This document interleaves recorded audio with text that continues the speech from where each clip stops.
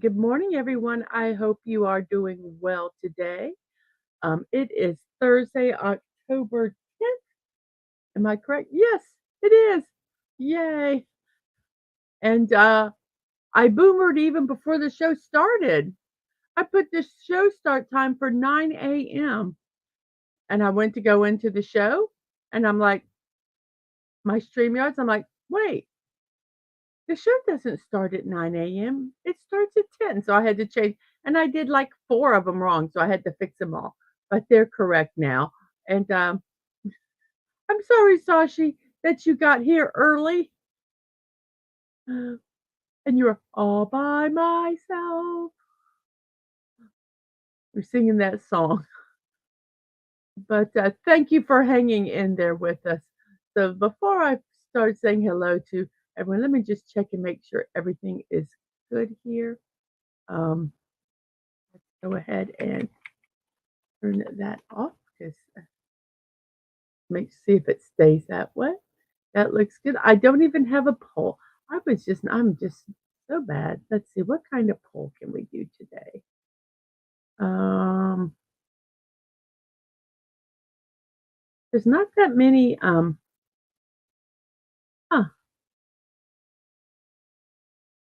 celebrations today. Hmm.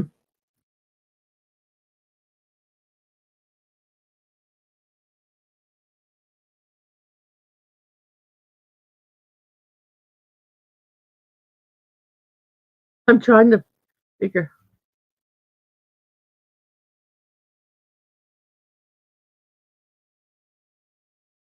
Um, okay, I'm gonna have to do a little research here for just a second.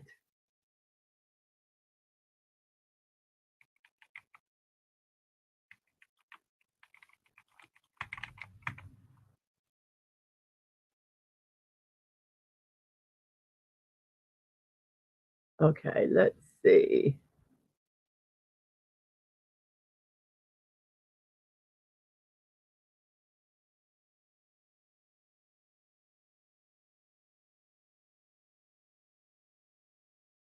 Trying to find some basic. Okay, let me I gotta write these down on a piece of paper. Okay.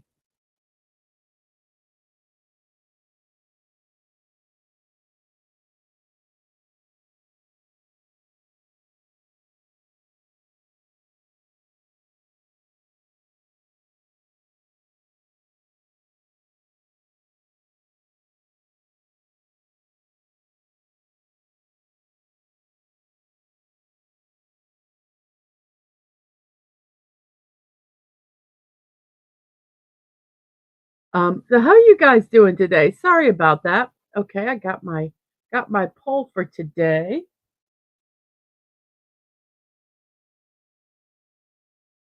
And let me say there's one more. Let me do this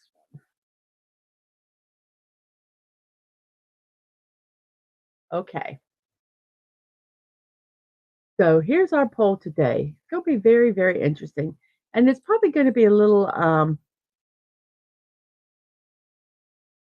how many choices do you prefer in polls? One, two, three, or four? Oh my goodness. Okay. So here we go. Here's my poll. I like this type of porridge best. Okay, we have congee,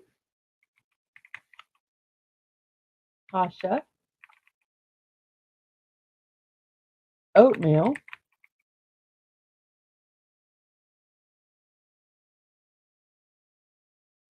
and what was the last one? Um,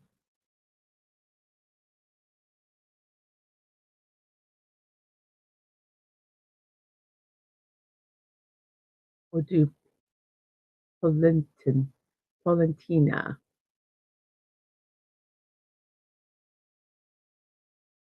Okay, I'm going to tell what each one. I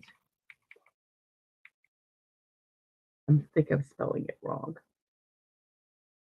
Polentina. Polentina.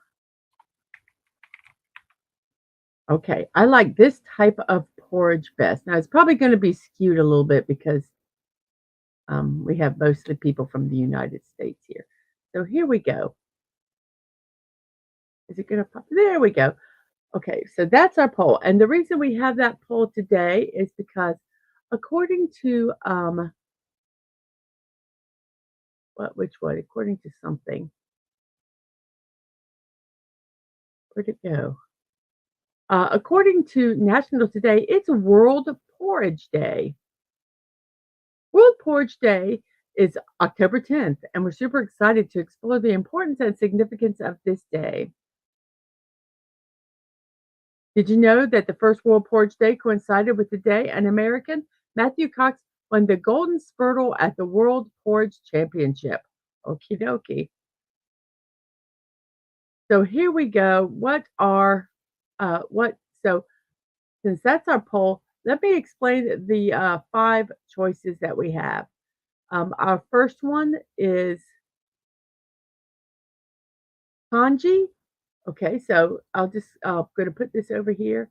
So you can see what it is real quick before I do this. Okay, that's the kanji. There were different ones. It's a savory rice porridge widely common throughout Asia. It's very often a breakfast dish, but it can also be served as a main meal with the addition of protein and vegetables. It can be made with leftover rice to form a thin porridge, though a thicker version starts with raw grains, always boiled in water. The kanji flavor, depending on the region you're in, to give kanji flavor, depending on the region you're in, the addition of toppings range from pickled vegetables and eggs to fermented tofu. In many Asian cultures, kanji is also considered the go-to hangover helper of choice. So that is kanji. And then our next is kasha. It's Russian, Poland, and various Central Eastern European countries like to boil whole grain buckwheat or buckwheat groats in water or milk as their porridge of choice. It's usually eaten as a side dish or even as a dish in itself and considered highly nutritious and is served to patients in Ukrainian hospitals. Amongst Ashken, Ashkenazi Jews, kasha often makes its way into knishes and matzo ball soup also. And then we have polenta in the southern United States. Oh, no, that's right. In the southern United States, it's all about grits. In the rural Italy, it's polenta, also known as corn porridge or polenta soup. 18th century Italian peasants working the countryside often ate this and other simple dishes known as cucina di grembiuli or cuisine of the apron. Enriched and or infused with fruits like orange, polenta becomes the ideal warming breakfast when creamy comfort is in order. And then the uh, American, while oats may have originated in Central Europe and spread from there, they remained they've remained a big hit in the United Kingdom and in North America. Thick oatmeal porridge is a breakfast regular made with either quick oats or more sturdy steel cut oats that take longer to cook. They're usually made with a pinch of salt, water, or milk, and then sweetened with raisins, brown sugar, or maple syrup. So those are our choices today. Um, so happy World Oatmeal Day. Oh, did I show them? I never showed them. I read them, but never showed you any of the pictures. I'm such a goober. I'm sorry, guys. I'm kind of boomering it today. So here we go. Here's our saying for today. I will let you see this one. Everyone makes me happy. Someone they enter my life and someone they leave. That may not sound very positive, but it actually is. Because sometimes we need to leave people. They are not good for you. And you can mourn it for a moment, but then you need to understand that it was for the best. And so that is our saying for today. And now we have our welcome. We have Sashi. Greetings, early show. No, because I set the time for 9 p.m., 9 a.m., and it actually was at 10, and I corrected that. Um, uh, Normally, Snortopoopas is here in the greetings, but he is not today. He has no power. We have contacted him this morning, and he said, please let me tell everyone that he is doing well. His bear cave is fine. He just does not have power. So, he has weathered the storm. So, he just wanted to let everybody know that. So we have Sashi and then we have Curtis Selby. Morning. Good morning to you. Stream Elements and SiriBot have joined. Um, and I hope SiriBot has done their job and deleted that. Yes, they have. We have our token spam bot over on the Twitch side. We have Sandra Feliciano. Good morning, Mrs. DadmanWalking. I hope you're doing okay. I am doing so much better. Thank you so very much. And we have Agent Atwood. What's up? I wanted to sleep, but I got up to do the show. Um, so um, that's what I did today. And then this is what our poll should be. How many choices do you prefer? One, two, three, or four? Absolutely. And we have hellos and hellos. And we have a Jerry Mendoza. Good morning to you, Jerry. I hope you are doing well today. And Sashi says, as an Asian, I must represent for kanji. Um, I want to make some kanji. It sounds like really good. And Jeremy knows that Papa Bear said, who's been eating my porridge? We have a dead man walking. Morning, missus. Have a great stream. Lurking mostly today. Hi, all.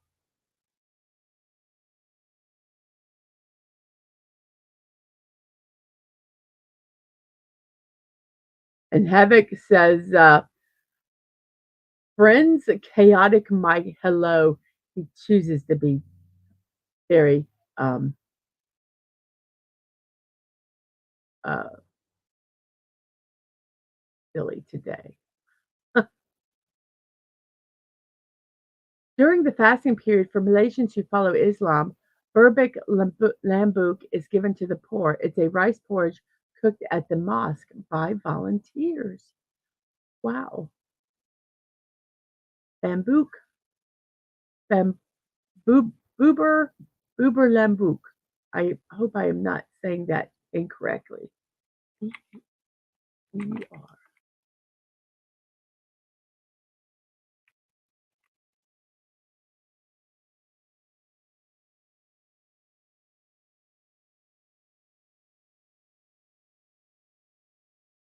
Let's do that.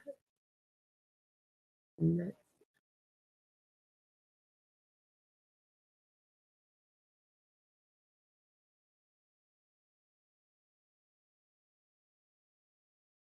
here is a picture of what that is.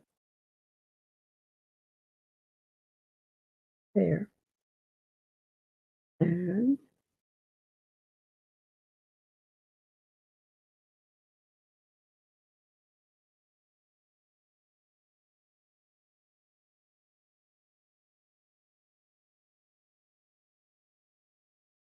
well, where's your recipe? It says the recipe, and then there's no recipe. Oh, they have them all. I see what they have. Let's see how does she do this.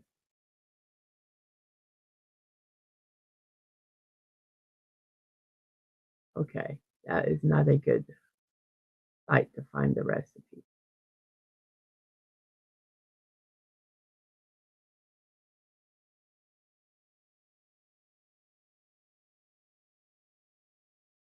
And let's see if we can find one. It's in English. That's what's very difficult sometimes is finding. They have lots of recipes, but they're in another language. I could do a translate, but sometimes that does not translate well. Okay, you need uncooked rice that's washed and soaked for 2 hours. You need some beef cut into small pieces, a soup spice, coconut milk, pepper, onions, ginger, beef bouillon, carrot, parsley, and fried onion. They don't tell us what the soup spice is. That's interesting. I guess you'd have to look that up. But that sounds good. So let's go ahead and we'll share this recipe.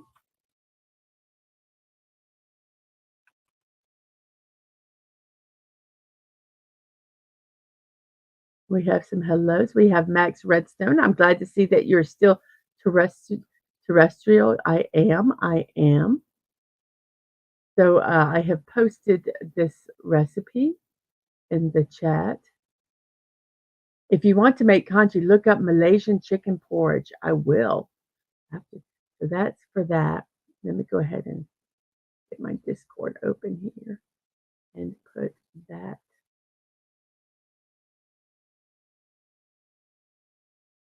here.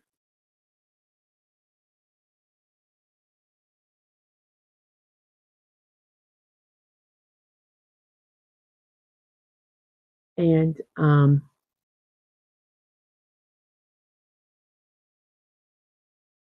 Malaysian.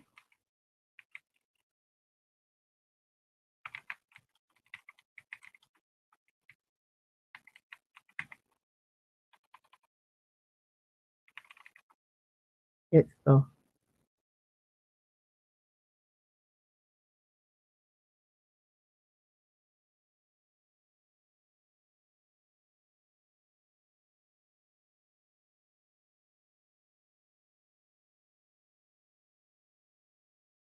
oh, that looks good. Here's a picture of this one. There we go. That's what. Oh, that looks really good. We'll put this one also in. This is the chicken porridge. That just looks absolutely delicious. So let me go ahead and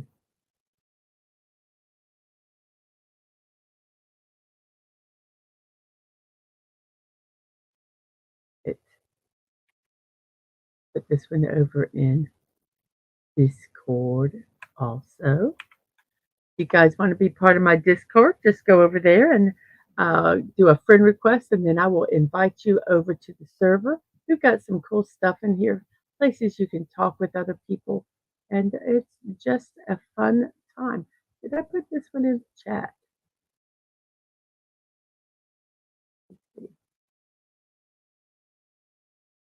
Kanji is spelled like that. That it means I think kanji. That's uh, letters.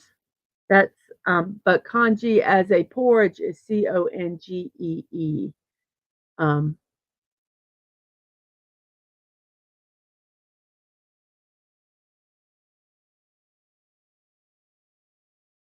I am not. Havoc says backwards. Hello, Agent Atwood. How's my favorite pupil? And Atwood, amazingly chaotic as usual. And there's the chicken porridge. I don't know why is it. I don't want to go away. So, but if you want to sign up for it, you are more than welcome to. Um,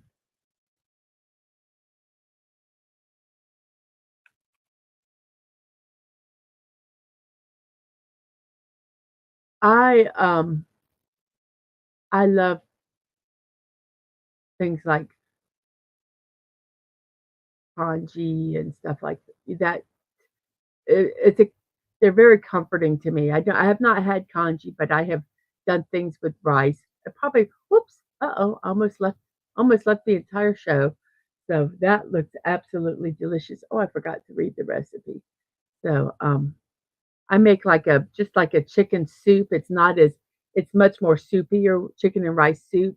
So I know I would love rice porridge. It says rice porridge or congee is something that we make often at our house. This is from whattocooktoday.com.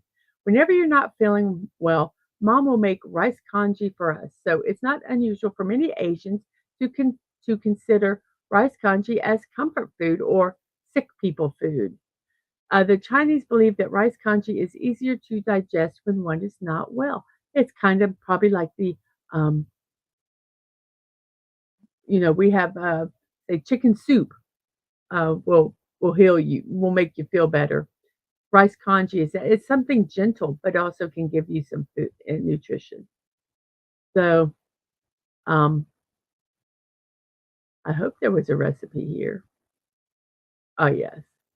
Um, rice, chicken broth, boneless chicken breasts, and salt to taste. And you can also garnish with green onions, ginger, soy sauce, sesame oil, and white pepper powder.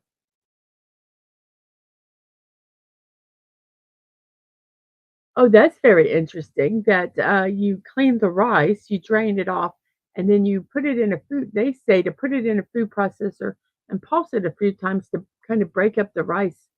Um, you just break the grains up, it shortens the cooking time and makes the congee creamy. It releases the starches. How interesting. You, bring your broth to a boil, place the chicken in, let it simmer, then, you remove the chicken, and then you bring the broth back to a boil, add the rice, and let it simmer, until it starts to thicken. That sounds really, really good. So, yes, yum. Thank you, Sashi, for that wonderful, wonderful recipe.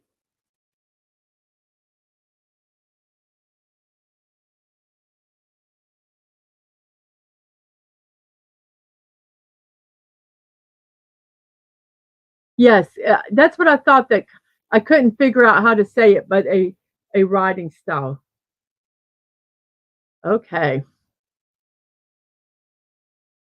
Yes, menu morning meanderings. Thank you. Thanks to Sashi, we get wonderful foods here. Oh, cream of wheat, Phantom Outsider says. Um, Maple and cinnamon. Cream of wheat is more of a northern thing in the United States. Um, I never heard of cream of wheat until one day my mom said, because she always made grits, but she is from the north, and she's told us about cream of wheat. It was very interesting. But, it's a more of a northern thing than, in the South.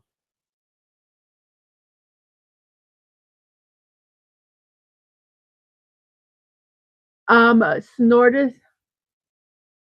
he is I said earlier in the show, but I have absolutely no problem repeating it. Snorterpoopus wanted us to let you all know that, um, he is doing well. He has no power, but him and the Burr Cave are absolutely fine. And when he gets power, um, he will return. But he is doing well. He has weathered the storm. And Atwood asks, Mrs. What's your favorite kind of oatmeal? I like oatmeal with brown sugar and raisins is my favorite. Sometimes if it's a kind of a little thick, if it's not, I like it creamy. Some people like it more thick. I don't. I like it like in between. Um, and I put if it's really just cooked and really hot, I put a little bit of milk in it, and then you eat it around the edges with the um um brown sugar. That's how I like it. And Atwood likes this with apples and cinnamon. There's a variation of cream of wheat known as cocoa wheat. It has chocolate, which is the bestest addition ever. Oh my goodness. And they have apple and cinnamon cream of wheat also. Yummy breakfast foods. I made me some egg muffins last night. I couldn't sleep. So made me, I made my muffins so that I could, eat them flavor eat them, so I read Applejack flavor. Mm. So anyway, here's our that's our saying for today, and it is okay to,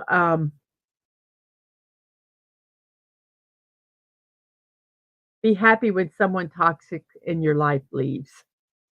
I don't think this is a negative thing. I think this is a very, positive thing for everyone. Um, so there we go. And let's see. Tonight at 5 p.m., I will be puttering around in Lego Fortnite. And yes, I did do the correct time for this one.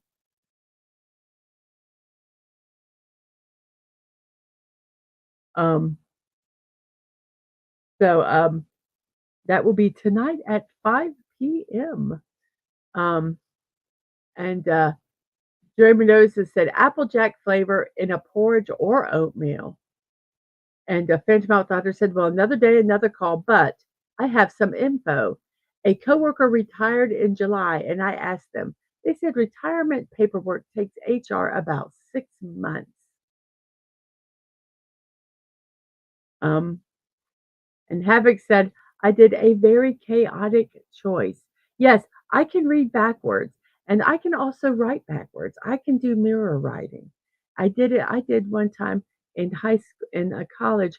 I was bored and wrote my entire um, um, lecture notes in the mirror image because we had to turn them in for them to, I guess, to see that we were paying attention. And I turned them in, and the teacher looked at me, and I said, "It's mirror writing." I was bored, so that's how I did it. I used to be really good at doing it, um, and but I need to practice it. It's fun. And Max Redstone, also people who have toxic positivity. Just saying, I'm positively toxic. That flip those words around, Max. I used to think that instant oatmeal was something special when I was a kid. Then I grew up and I learned that that Quaker MFer was lying to me. And she did say to make sure HR does the insurance transfer correctly as they went to the doctor and temporarily had no insurance till they called HR and got that fixed. Oh my goodness. Uh, Dyslexia? No, just bored. And since Tuesday, I did not do the Peregrine Falcon. I will be doing that next Tuesday at 1 p.m. So those are the things that I have in the future. Um, and yay. Well, we have just kind of chatted along here. It's almost 30 minutes into the show. Don't think we're going to be doing a 2 hour show today. I think it might be a little longer. So let's get on with our birthdays today. Let me make sure I have everything here. Ba, ba, ba, ba, ba, ba.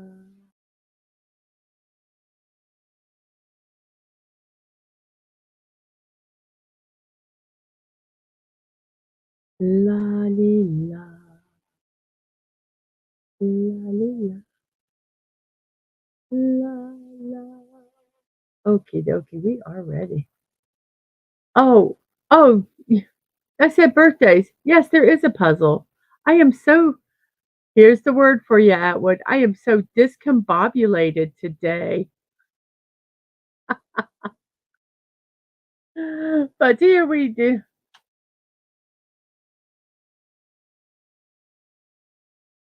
Um, Also, at doctor appointment on Tuesday, they gave me a prescription, 1 pill a day to try to settle my stomach. So far, so good, as you take it in the AM. So since Wednesday, I have had taken zero antacids. That is wonderful, and we have a Sci-Fi Mommy, good morning to you, and prior to that, you were taking the 4 to 6 at antacids a day. I took it at one point, I was working and was, I had these headaches, and I had to take, um, a pain reliever, um, to just get through work, and I went to the, it was my it was just crazy. So I went to a chiropractor and they took an x-ray of my neck and they looked and they said, "Have you been in a car accident?" And I said, "Well, a year ago I was a passenger in a car and we were just driving through a parking lot and a car T-boned us."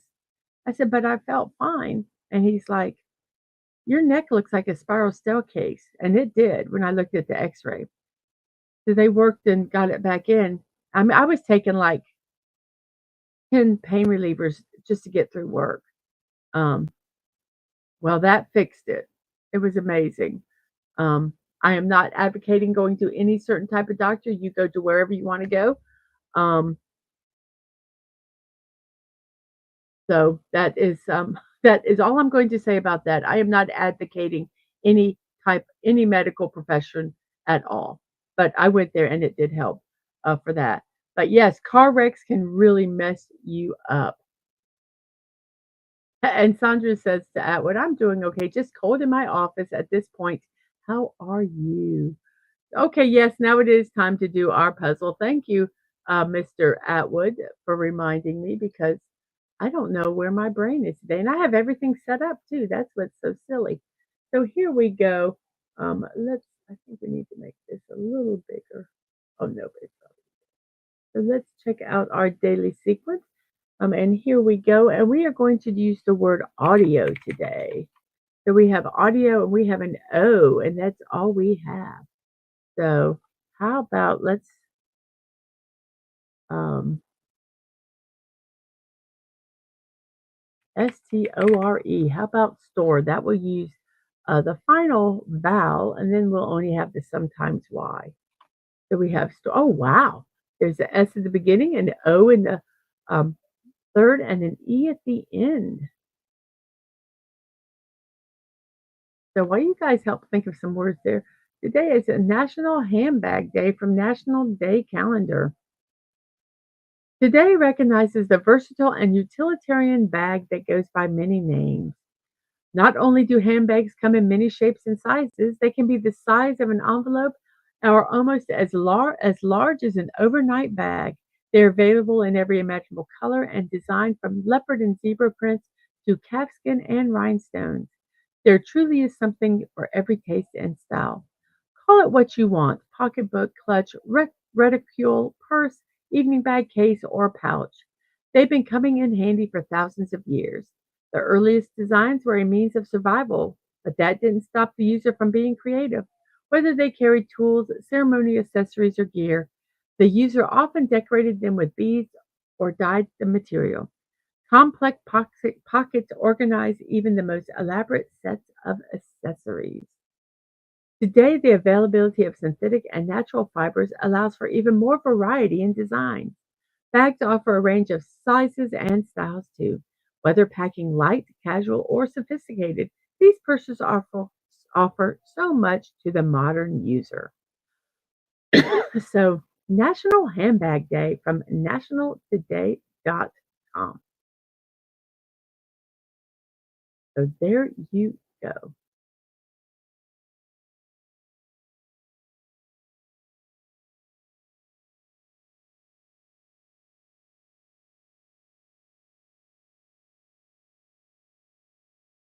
Okey-dokey.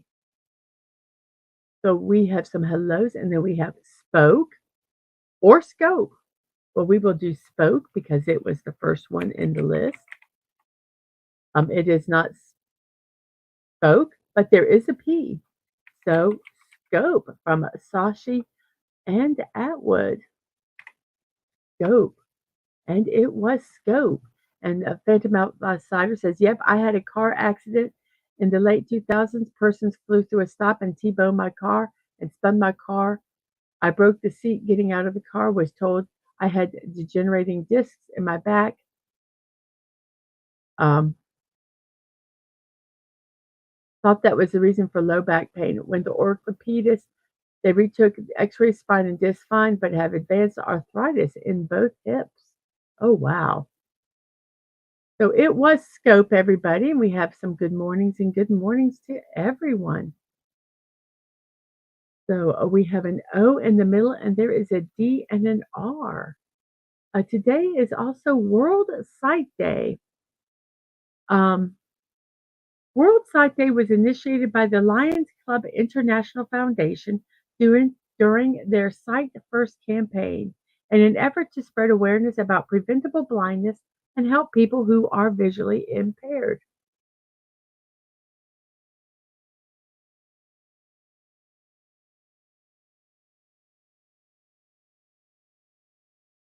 So let's see, there's a big long thing I don't want to.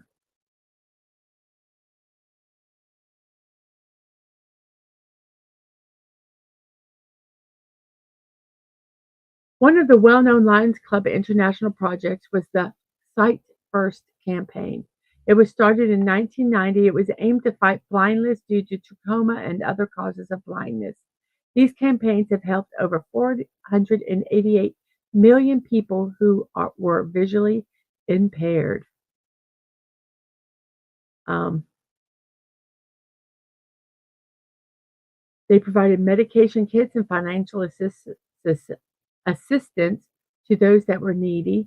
And the day is observed by millions of people worldwide to spread awareness about eye care and also to appreciate the gift of vision, which is a blessing in every sense of the word. This day was also a step towards the World Health Organization Vision 2020, which aimed to intensify and accelerate prevention of blindness activities so as to achieve the goal of eliminating avoidable blindness by 2020. The World Sight Day.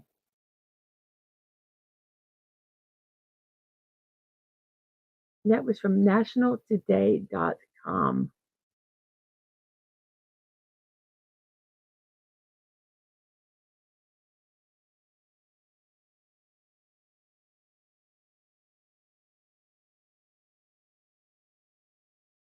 You win, Sashi. Sashi says, I see your car crash and raised with my encounter with an 18-wheeler. Well, I have a story. I have a story about an 18-wheeler. I will tell that in a moment. Um, and we have droll is a word, and we have name we cannot pronounce. Good morning. Good morning, America. Good morning to you. And do we have the word droll? Let's try droll, Droll. And that was Phantom Outsider. There's an E in it. We forgot that there's an E. That was we got the L. Um, and how's the tornado going? Where we're at, we are absolutely fine. Um, Sort of Poopus is well. He just does not have electricity. Phantom Outsider says, hell, he whose name cannot be typed on a basic keyboard in the US, LOL. And Havoc says, good morning to Sci Fi Mommy in his Havoc language. We have hellos. I have a story about an 18-wheeler. It's called A Log Truck in the first 10 to 15 minutes of Final Destination 2. Oh, goodness. Well, let's see, what could this word be? It has an E in it, LO.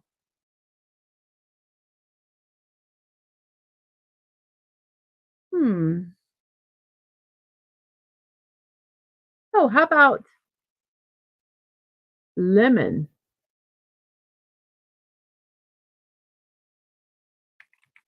Let's try lemon.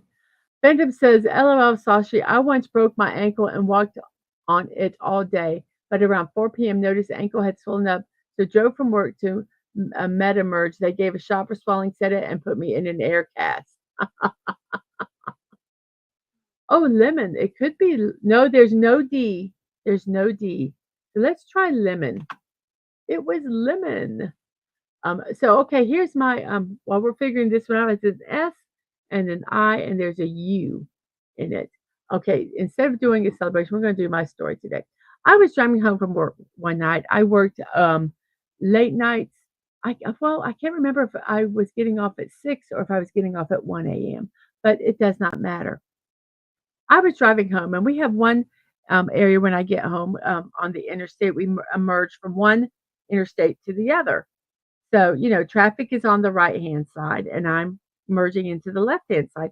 So I do this merge in and I'm driving the speed limit and there was a semi beside me and I'm driving and I look in my rearview window and there is a car um, dr- uh, driving in my lane very, very fast. I couldn't get over because the semi was right beside me. And I'm going, he's going to hit me. This car was gonna hit me, and I knew it was gonna hit me, and I was gonna be pushed underneath the semi, and I was gonna die, and that's really what I thought, and I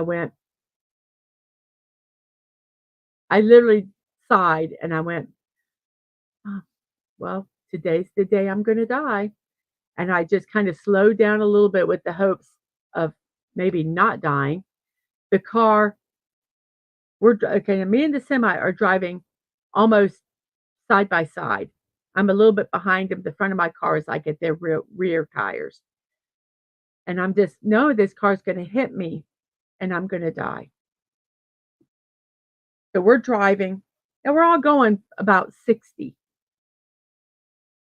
This car from behind me, now it's a two-lane road, the car from behind me, for some reason, goes to the left around me into the grass median, pulls up in front of me. Now we're all still moving, okay? He pulls up in front of me, hits the tire of the semi, bounces back in to the grassy median and stops. The semi sees what happens. I see what happened. We both pull over. I say, "Are you okay?" And he's like, "Yeah." The other guys, they're getting out of their car. So I said, this was before cell phones, or I didn't have a cell phone. I said, "So I'm gonna go and call for you know that there was an accident, and I'll be back." So I drove to the next thing, got a payphone, and I said, "There was a car accident on blah, blah, blah." Um, I said, "It involved a semi and me and another vehicle." And she goes, "Do you need an ambulance?" I said, "No, I don't. No one's hurt." She goes, "What? No one's hurt?" I said, "No." But they took, so they said, "Okay." So they brought a state trooper, and I'm sitting there waiting because I'm on the other side of the road to talk to them. And he's kind of an ass, this trooper was. I hate to say it because I'm standing there and the guy's arguing that he didn't do anything. And, the truck driver's there and he looks at me and he goes, "And who are you?" And that's exactly how he said it to me. I says, "Well, I'm the witness that called in the accident." And he goes, "Oh, oh." And he automatically got nice. And told him what happened. And he looked at me, he said, "Are you serious?" I'm like, "Yeah, that's what happened." And the other guys arguing, "No, no, no, this is my friend's car." And it was trashed because he smashed into, but nobody got hurt. And I mean, I really think that there was someone protecting me that day. A guardian angel um, took that car and made it go that direction. So that was my semi story. Um, and I still think about it and I go, that couldn't have really happened, but I was there and it happened. And Max Redstone, you have a wonderful day at Temple. Um, I will see you later. I have an issue with injuries. I don't feel much pain unless it's severe. I have to be careful, especially when I'm working with machinery. I have an extremely high pain tolerance too. So when I went to the emergency room because of severe pain, Dadman knew that there was something wrong. Poor Sasha. Yes, you and big vehicles. Come to think of it, I was sideswiped by a bus almost 10 years ago. I'm going to be more wary of large vehicles. Oh my goodness. Oh my goodness.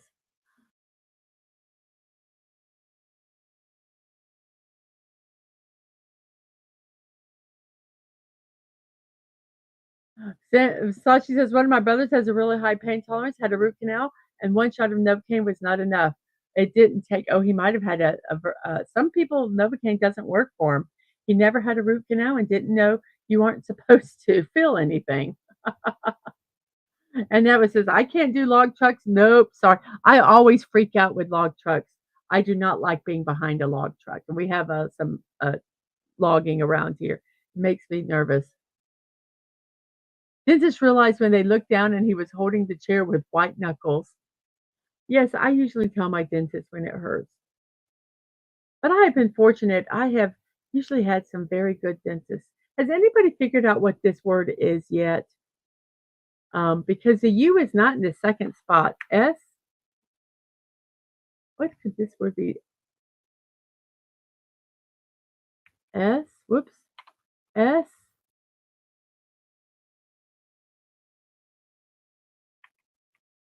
I have no idea what this word is.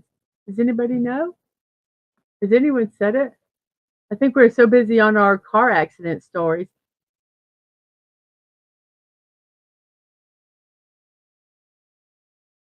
Sashi says, Atwood, you haven't seen Asian log trucks yet. They're even more sketchy. I have seen some pictures of like uh, stuff being hauled in Asian countries, and boy, it's as much as how much can you get on whatever. Did I say sushi? I said sashi. Oh, sushi is the word. No, the U cannot be in the second spot. I thought you were correcting me. No, no, it cannot be sushi because the U is not in the second spot and the I is in the fourth. I have no, this is SH.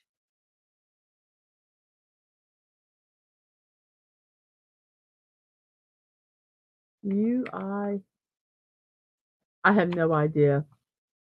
Sometimes I type in letters to S.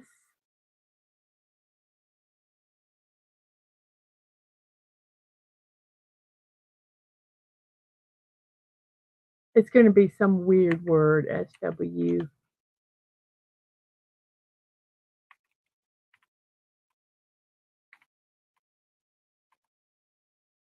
Uh, I don't know this word. Help me, help me. Help me, please. I don't know this word. Okay, we're going to do a National Hug a Drummer Day. It starts with an S, and the U is not in the second spot. It's National Hug a Drummer Day. Almost everyone who has played in a band knows that the drummer offers the heartbeat that keeps the whole band going with the right timing. So even if they don't always get the accolades they deserve, National Hug a Drummer Day is the perfect time to change that. What? You lost my hug. Is she a drummer? Yeah. Oh, everybody give Daisy Blossom a hug. Was a drummer. Yep. That is cool.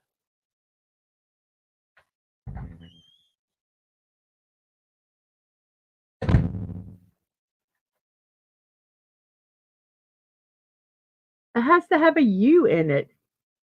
SW Squib. Well, let's try squib first. I see that one there. SQUIB. Squib. It was squib. And Sashi for the win. Yay! And then we have an LU and then an RA and an N.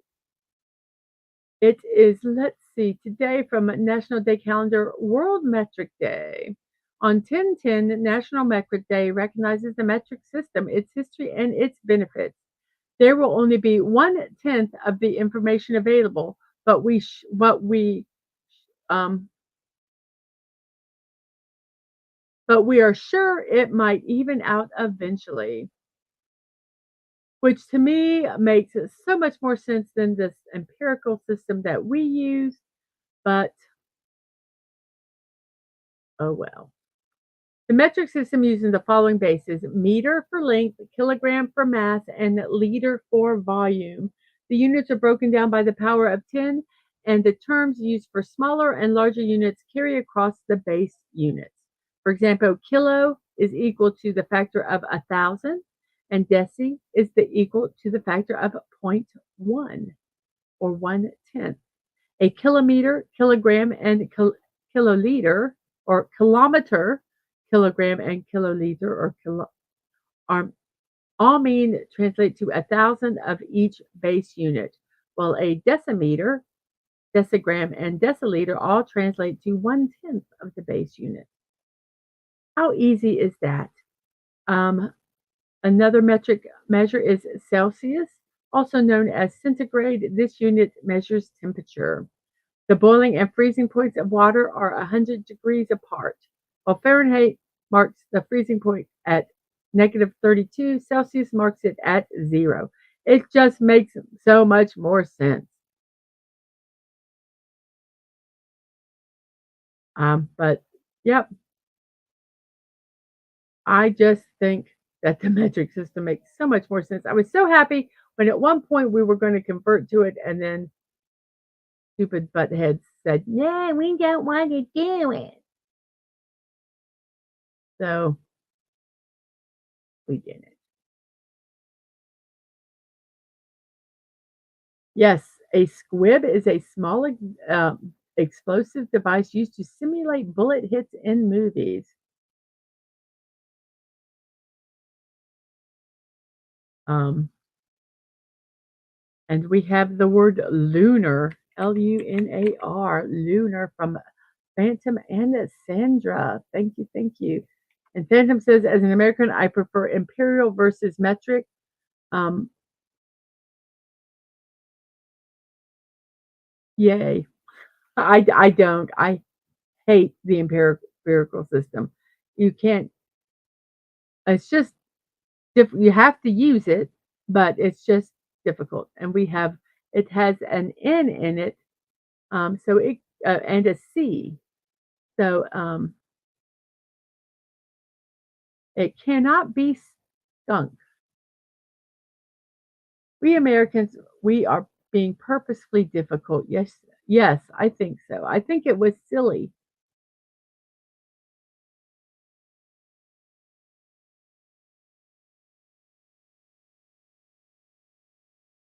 Um, Phew, snuck. It was snuck. And we have 7 minutes to finish the puzzle, but I'm just kind of meandering on today. So we have a RL at the end with an I, and that's all that we have. The I can be anywhere. It is World Plant-Based Burger Day. It is a day to honor all plant-based burgers. The purpose is to motivate and inspire individuals to eat a plant-based diet. Burgers are popular fast food items in the United States. Vegan Burger, the initiator of this day, aims toward the enthusiasm for sustainable burgers by honoring burgers that make everyone happy, including our planet. Well, let me tell you something. There are some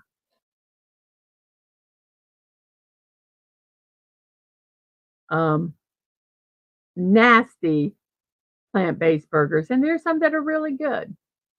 Um,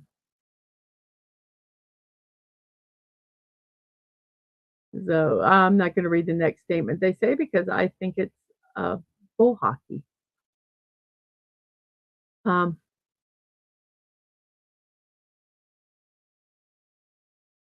So there's just very many different ways you can use different products to make different types of burgers.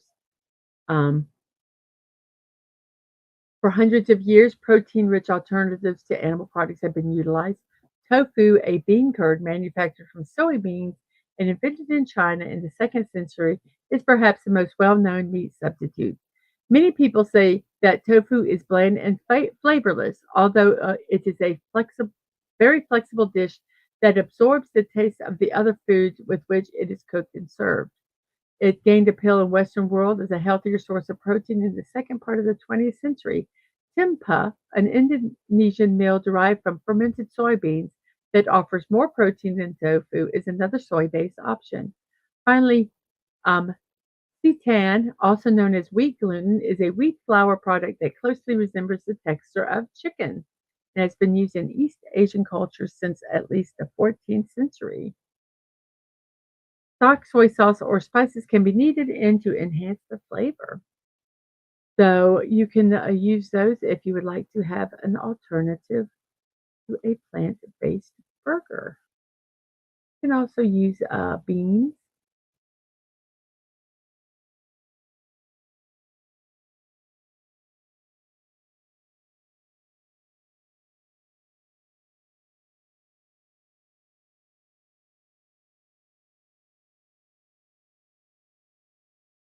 Well, thank you for lurking. And Phantom says whirl. We'll type that in just a second. And he also says fake meat burgers do not make me happy. And also, if you are what you eat and animals eat plants, they are plants. I eat them, so I'm eating plants secondhand. Secondhand vegan. Vegans hate that logic. And Saucy said, I just remember that Beyond Meat executive biting someone. He was starved of meat, so he had to bite someone.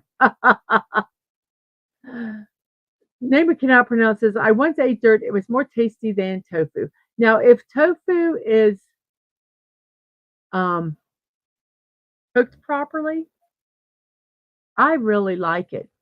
And there's different textures. You can get soft or firm or crumbly. Um, you get the firm tofu and make sure the water's out of it, and then you fry it with a little bit of like a soy sauce or something in any kind of sauce. I really enjoy them. Well, um, is can also be um, used as a natural alternative for some women with menopause. Um, so yeah, you have to take everything in. You gotta take everything in perspective. Do the research yourself. As I says, I'm not a nutritionist, dietitian, doctor. I have no letters after my name or before my name. Except Mrs. So do your own research and eat what you like. And we have the word swirl was put up here somewhere. I think Phantom Outsider said it. And Playing Downer says snuck is not a word. Yes, it is. I snuck into the house. It's past tense for sneak. And hello. And we have, it cannot be swirl. A whirl is what you said. Whirl. Whirl. We have whirl and then we have whack. Um, so she says, we use lots of tofu in Asia, but we don't like how Westerners cook it because I don't think we know how to cook it properly. I think that's what the problem is. And we have whack. I'm going to turn my fan on. So if you hear something, let me know. And then we have a D at the beginning, an L in the fourth spot, and an A cannot be in the middle. And we have an I, a Y, sometimes Y still that we can use. Playing Down Under says, I will die before I admit snuck is a word.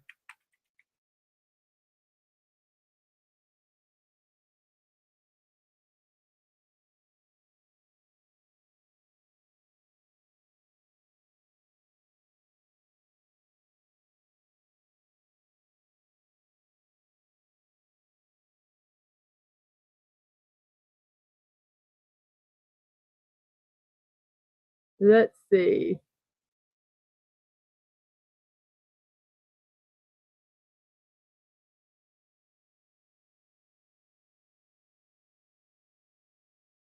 Oh, come on. Here we go.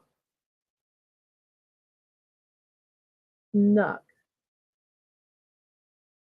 Past simple or past particle of sneak. He snuck into the room. Snuck. If it's in the Cambridge Dictionary, it must be a word. You could also say sneaked. He sneaked into the room.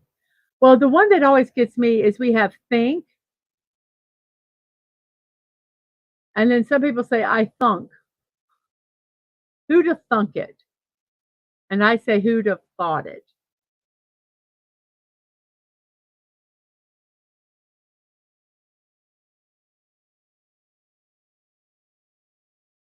Can you hear that? So it's blowing so you can hear it. Okay. Is that better now? I just need to get the air. Um,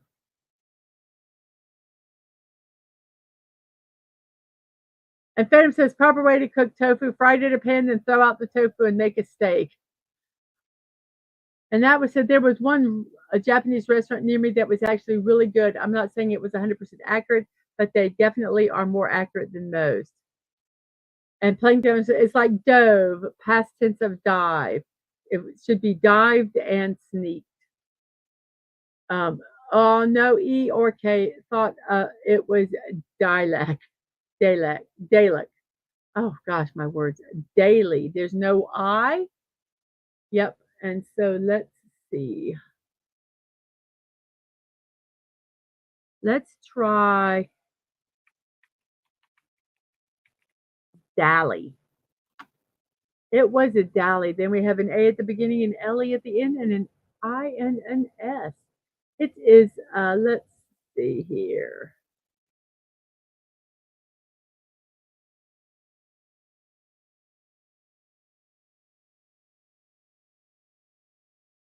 Oh, let's see. National Cake Decorating Day.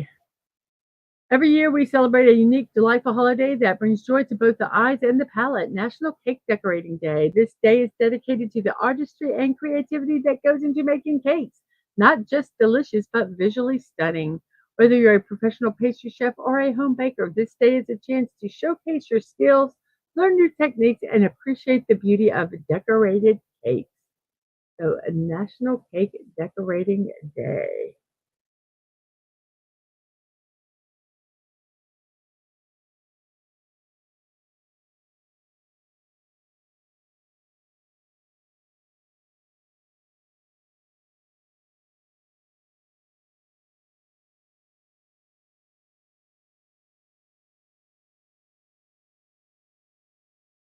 So, as long as it's not snuffed.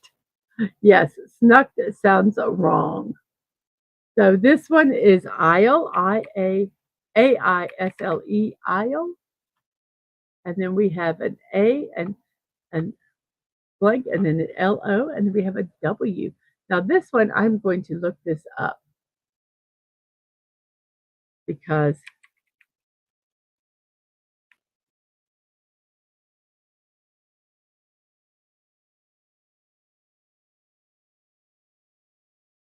this is a food celebration day. And I'm going to show it because they look really good.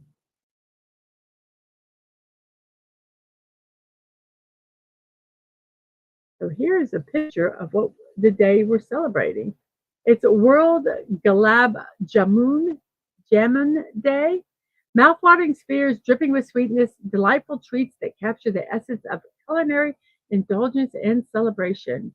World Jamun Day was established with the purpose of showing appreciation for this amazing dessert and celebrating the beautiful, rich flavors that it offers to the world. It originated in the Indian subcontinent. Uh, Gulab Jamun is a sweet dessert that is now popular all throughout India, Pakistan, Nepal, Bangladesh, and many other people with a heritage from South Asia. In many traditions, this delightful food may be served at festivals, holidays, and other important celebrations. But this day is all about celebrating this favorite dessert in its own right. The name means rosewater berry or roseberry, and it is made from milk solids that are reduced into a soft dough and then fried. The dough balls are soaked in a rose flavored syrup that is sticky and sugary. Then the sweet dish is sometimes given a garnish of nuts. like cashews or almonds before serving. The taste and fragrance of jamun are subtle and enjoyable. So there that is.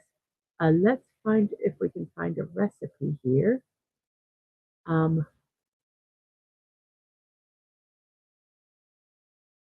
so let's look at this. Don't want to. Let me look at. Ooh, this is ooh, how pretty. Here's another pretty picture. Let me show this. I know, ad blocker. We get it. Move this over here. And there is that one. And this has the recipe. Let's see if we can if it has the recipe. Let's see if this will show the recipe.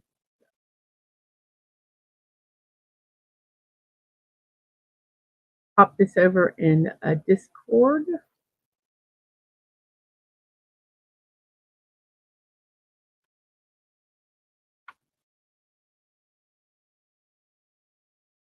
And we'll pop the recipe over here. Does that not look absolutely delicious?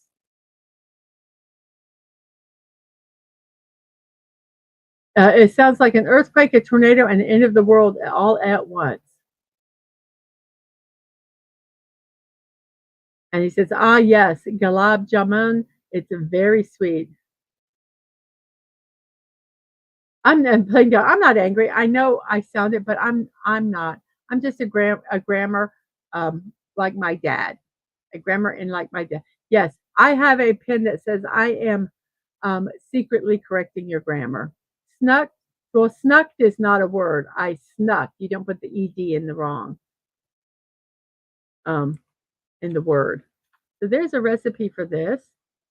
Let me put this in one other spot. But that sounds very, very good. I'm putting all these recipes in my recipe keeper, and I'm going to make you can make a cookbook out of it. And all these recipes that I got from Sashi, I will cook this one. But doesn't that look absolutely delicious? Let me look at the recipe here. Um, they just have the recipe. Hoping they have pictures, which is really cool. But I really just want the recipe. Well, they don't just have to list of the recipe. So let's look here. You have milk powder, flour, oil, milk, curd like yogurt or lemon juice because you need to make it. Baking soda, pistachio, sugar, water, green cardamom, and rose water. Very interesting. Making like I have seen recipes for fried milk. It's very fascinating. Um, so this looks really good. So everybody, yummy, yummy. So there is another fun recipe, and we have Richmond Auto Exchange, a Metallorian. Hello. Um, I hope you are doing well. So we will do this. And someone had said allow. We have Sandra says, at my last job, I would cross out the apostrophes and plurals on signs in the hallway. I was also known to return reports with corrections if there were a lot of errors. Yeah. I cringe. Sometimes when I want to use a meme, it does not allow. So a glow, maybe a glow. It was a glow, and then we have a denim, and then we have a U in the middle with a O, G, H, and a B. It is. Let's see what other celebrations. Oh, we're going to be way over today. Let's work on getting this celebration this done here. We just had way too much. Um,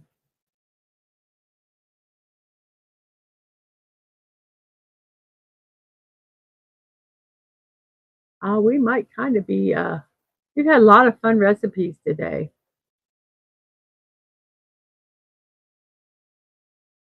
It is National Walk to the Park Day. Just as it says, go to the park and take a walk. It's good for your health, physically and mentally, to get outside and touch some grass. So, National Walk in the Park Day should be every day, should it not? So, let's work on getting this puzzle done here. Um, I say errors like airs. I love accents. Errors. Errors. Is that better? Errors. We have bow. Bow. B-O. I was going to spell it in the chat like you guys. B-O-U-G-H. Bow. And snake. And spoil. And then we have an R that needs to go somewhere. And an E, a K, and a Y. So this word is, I'm going to go ahead and spell it jerky, jerky, error. We have groom. We have an L and an O. The U cannot be in the second spot. The C cannot be in the fourth. The S cannot be in the third, I meant the third spot. So I'm going to kind of, if these seem like they can only go one way, I'm going to type them in.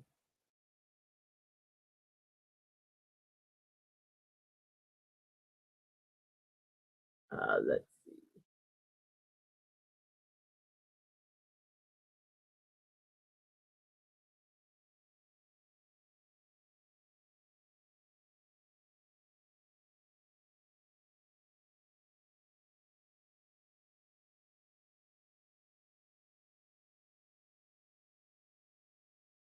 Okay, so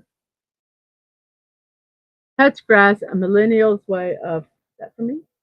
Oh, thank you. A millennial's way of saying get a life. Yep.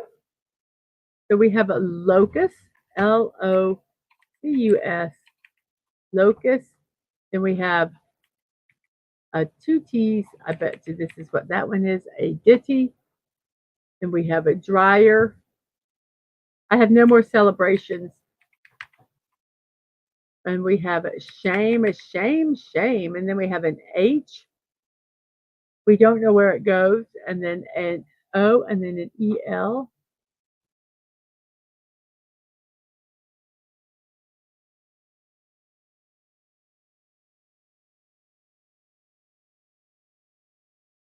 So I am going to say HO, hovel, hovel. Then we have an esty. We don't know what the other one is. It could be festy, zesty, or exty, or cesty, or testy. Let's try zesty. Nope, it says it cannot be zesty. Why not? Okay, so let's try testy. It will not let me do zesty, Phantom.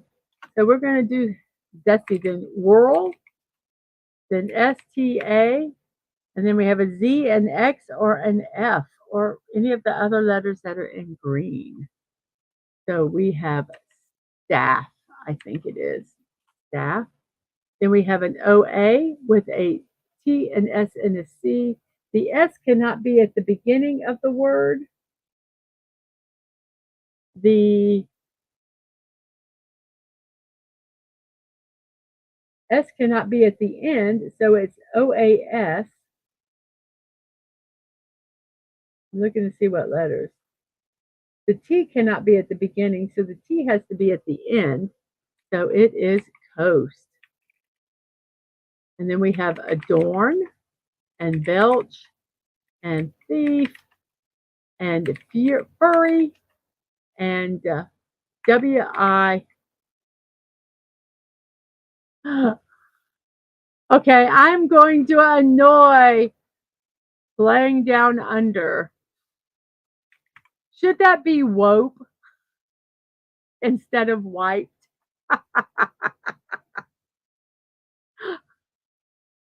I wope out instead of I wiped out. I wiped out on my bike, which meaning I crashed. Whoa. I'm being a smarty pants. I'm being a smart aleck. Testy. Testy is kind of being a little ornery. So we have smart. And that is our puzzle for today. Took us 37 minutes, about 38 minutes puzzle time, and an hour and 15 minutes game time. Of course, we didn't start 30 minutes into the show. So we have a scope, Joel, lemon squib, lunar snuck, whirl, whack, dally, isle, a glow, denim, bow, snake, spoiled jerky, broom, locust, ditty, dryer, shame, hovel, testy, whirl, staff, coast, adorn, belch, thief, fury, white, and smart. So those are our words for today. And thank you all for doing that puzzle. That was fun. That was fun, if I say so myself. And I did. I did say so. So let me put a lid on this because I'm afraid I'm going to spill it. So what? Let's check out our what's the thing called? Let's check out our poll here. So we have 11 votes. Omil is in the lead with Kanji and Polentina are in second. We have 14 people watching. Well, you know what I forgot to do? I forgot to like and share. See, I'm so out of it. I even forgot to like that I was live today. So we're just going to do a quick little post here. So there, we got it posted. I'm such a goob.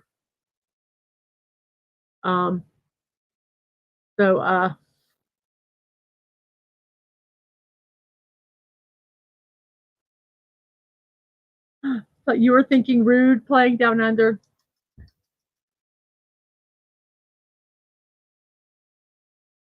So very good. So guess what time it is, everybody? We have 15 people watching. I got distracted once again. How many likes do we actually have? Let's see. Because I know we have more than 3. We have 13 likes and 13 watching. Thank you guys very much for that. That makes me happy when they're. What's a goob? It's a kind of a southern phrase, just someone that's kind of kind of silly or like an idiot. You're such a goober. A goober is a peanut. It's just kind of like it's not necessarily a nice thing. Someone who's kind of like an idiot. That's how I use the phrase. I guess I should look and see what the proper definition is if I'm going to use it, so that maybe I'm doing something that's not good. It's used to describe someone who is funny, awkward, weird, cool, or stupid, depending on how you use it. So when I'm like saying, "Oh, I'm such a goob," it means I just was kind of being a little stupid. So that's what it's. Or it could also mean like a nerd. It's a person who is silly or lacks intelligence.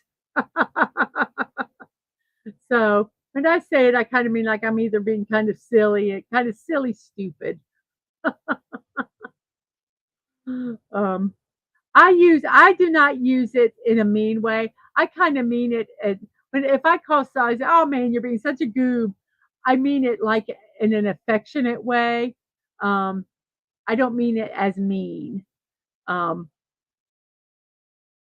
but some people can use it as mean. But I I kind of use it as a term of affection.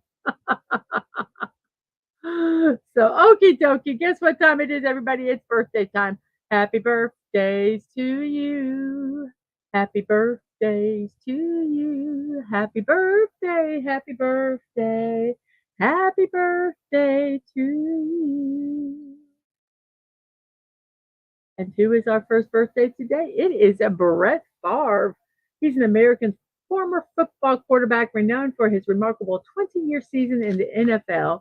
He was notably with the Green Bay Packers. He set multiple league records, such as 321 consecutive starts and being the first quarterback to reach various milestones. He played college football for the University of Southern Mississippi. He was drafted by the Atlanta Falcons and subsequently traded to the Packers. His leadership revitalized the team, leading to numerous playoff appearances and a Super Bowl victory. Throughout his career, he received MVP awards and Pro Bowl selections. Good night, Sasha. You have a good sleep, and I hope to see you tomorrow at 10 a.m. my time, 10 p.m. your time. I did correct all the times. So you have a very a good one. Playing Downer says, lacks intelligence. I'm a goob. Oh, so Brett Favre, he is 55 years old today. Did I do the math right? Yeah, 55. And then we have Mar. Have you noticed I do not pick everybody that's on this birthday list because then we would be here forever. And some of them I don't know, but I pick the ones I like, or I think maybe you guys are like. And we have Mario Lopez of 51 years old today. He is an accomplished actor, television host known for his roles in popular TV series such as Saved by the Bell and its sequels. He also appeared in films, Broadway productions, and reality TV shows like Dancing with the Stars. He's hosted entertainment news programs like Extra and Access Hollywood, as well as competition shows such as America's Best Dance Crew and The X Factor. He has a diverse career that spans both acting and hosting. Mario Lopez played A.C. Slater in Saved by the Bell. And let's see, let's do one of these here. We have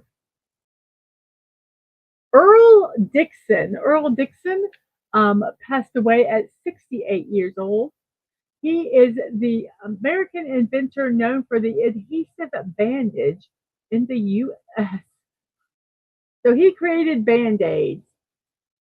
He was a cotton buyer at the Johnson & Johnson Company. His wife, Josephine, often cut herself while doing housework and cooking. He found that gauze placed on the wound with tape did not stay on her active fingers. In 1920, he placed squares of gauze in intervals on a roll of tape held in place with crinoline. Uh, his boss, James Wood Johnson, liked the idea and put it into production. In 1924, Johnson & Johnson installed machines to mass produce the once handmade bandages. Following the commercial success of the design, Dixon was promoted to vice president. So Earl Dixon created the Band-Aid or adhesive bandage.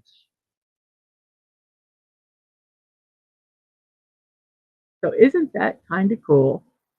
And let's see, who is our next person here? We have Charles Dance, an English actor with distinguished career spanning stage, film, and television. He is known for his portrayal of strict authoritarian characters and villains. He began his acting journey with the Royal Shakespeare Company before transitioning to successful films and TV roles. He has appeared in a variety of critically acclaimed period films and notable projects such as Game of Thrones and The Crown. He has also ventured into directing and producing. Charles Dance. He also had roles in The Golden Child, Alien 3, and Last Action Hero. Charles Dance, 78 years old today. And we have Rose McIver, 36 years old, a New Zealand actress recognized for her diverse roles in television and film. She played Olivia or Liv Moore in the hit series iZombie, which is a wonderful show. And Playing Down Under says, my son says thank you to the Band-Aid creator. So do I. And Agent Atwood says, I love Charles Dance. He was Tywin Lannister and a camel as the Witchfinder in the Merlin TV show from 2008. Cool. And we have Rose McIver. She was in iZombie and also featured in Power Rangers RPM and a Christmas Prince film series. She started with guest appearances In New Zealand shows, she later secured recurring roles in Masters of Sex and Once Upon a Time. So Rose McIver, 36 years old today.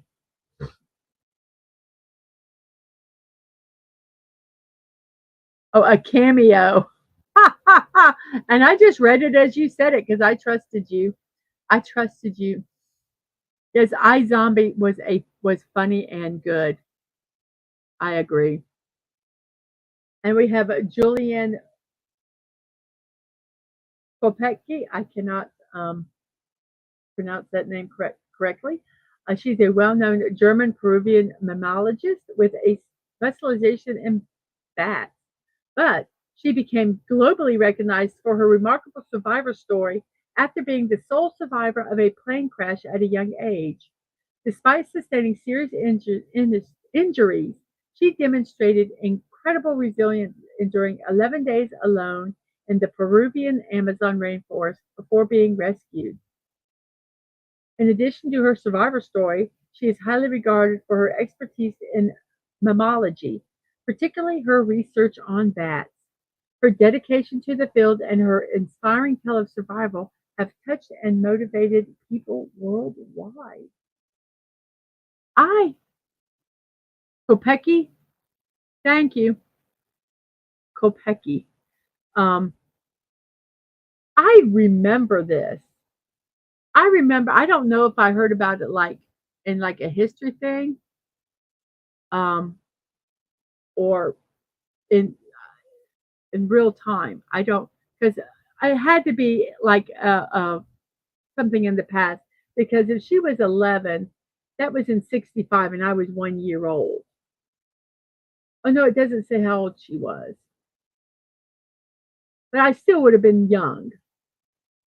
Um, so I think I heard it in the past.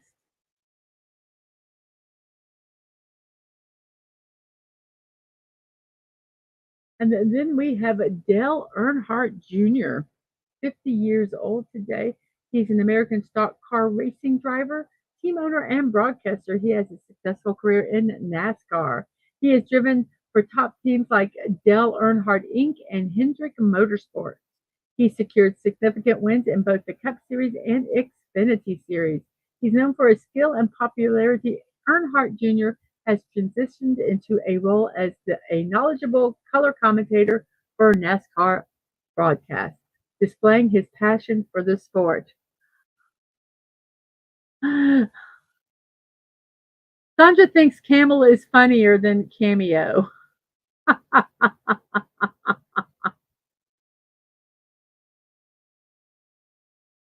And we have a David Lee Roth, which I think that's a horrible picture of him, but oh well. He's an American rock singer renowned for his energetic stage presence. He served as the lead vocalist for the hard rock band Van Halen in multiple periods and enjoyed a prosperous solo career. With numerous gold and platinum albums under his belt, his music has resonated with fans worldwide.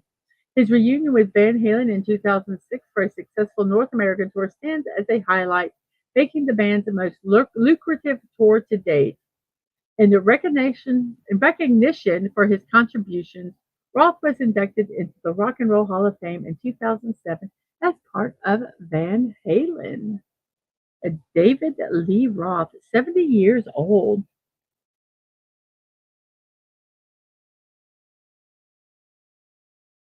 And we have Giuseppe Verdi, an Italian composer best known for his operas that dominated the Italian opera scene following Rossini, Bellini, and Donizetti. His early operas support, reflected support for the ris, ris, Risorgimento movement, and he briefly engaged in politics, earning recognition as a symbol of Italian unification ideals. Despite his private nature, Verdi's operas, such as Rigoletto, Il Trovatore, and La Traviata, continue to be widely appreciated. Following successes like Aida, he astonished the music world with late masterpieces like Otello and Falstaff. Yes, that was a terrible picture. Was it not, Playing Down Under? I agree with you. If I could have changed it, I would have. And we have Tanya Tucker, an American country music singer and songwriter, recognized for her early successes with hits like Delta Dawn. What's that? Da, da, da. I don't remember all the lyrics, but I do remember the tune. She made a successful transition from a child performer to a respected adult artist. She achieved multiple top 10 and top 40 hits. She's released numerous successful albums, garnered multiple Country Music Association Award nominations, and produced hit songs such as What's Your Mama's Name and Lizzie and the Rain Man.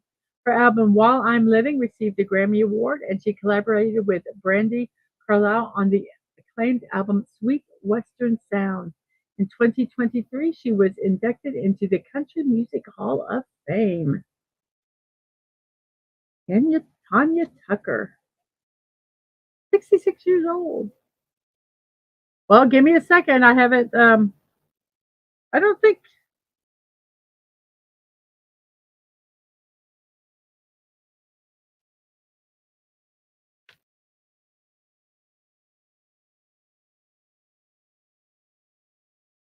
I don't think I need to check that out.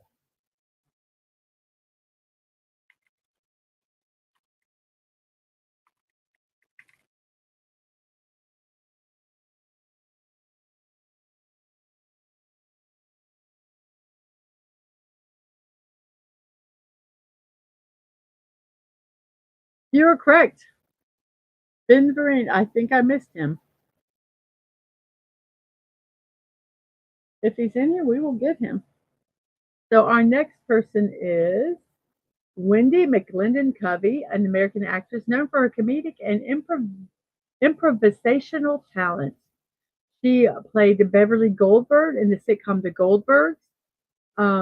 She started her career with the Groundlings in Los Angeles and went to star in various projects, including the series Reno 911, and in films like Bridesmaid, What to Expect When You're Expecting, and Barb, and the Barb and Star Go to Vesta Del Mar.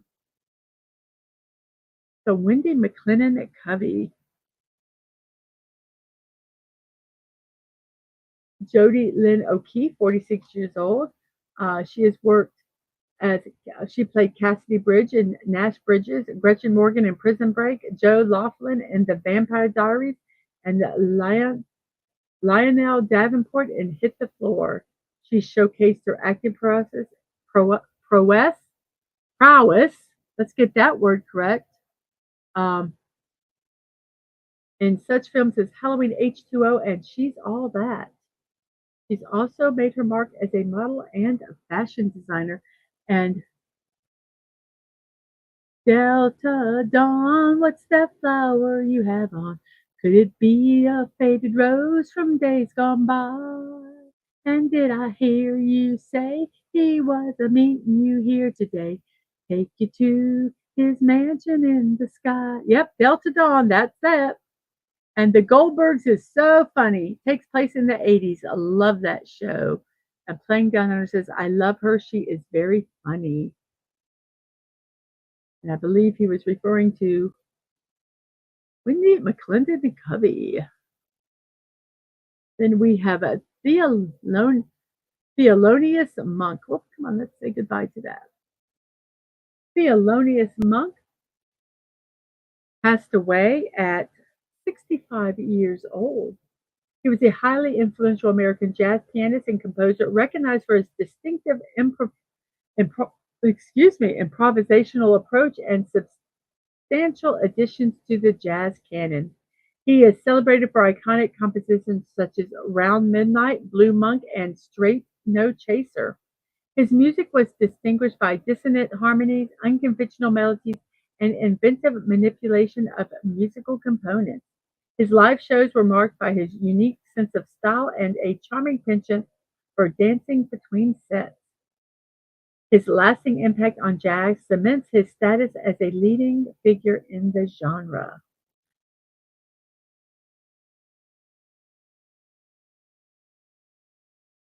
Manu Bennett, a versatile actor from New Zealand. Uh, he is acclaimed for his captivating portrayals of characters in epic fantasy works. He is known for his roles in Spartacus, the Shannara Chronicles, in Arrow, and in the Hobbit trilogy. He excels at bringing complex and dynamic characters. I cannot read today. He is excels at bringing complex and dynamic characters to life.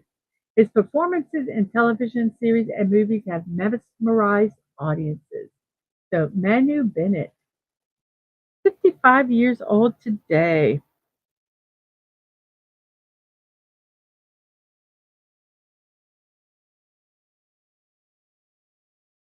We'll just kind of zip through some of these. You can see them, but I'm not going to read them.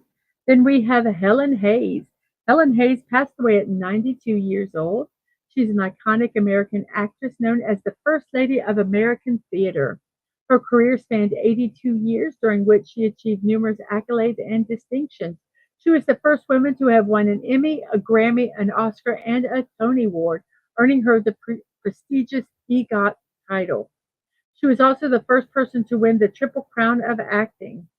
She has received the Presidential Medal of Freedom and was recognized for her philanthropic efforts, notably her long association with the Helen Hayes Hospital. And Halloween H2O, the worst, especially the one shot where they use a CGI mask. Yeah, you read that right. They did a shot where the Michael Myers mask was CGI. It was awful and very noticeable. Well, that's rather silly to do, isn't it?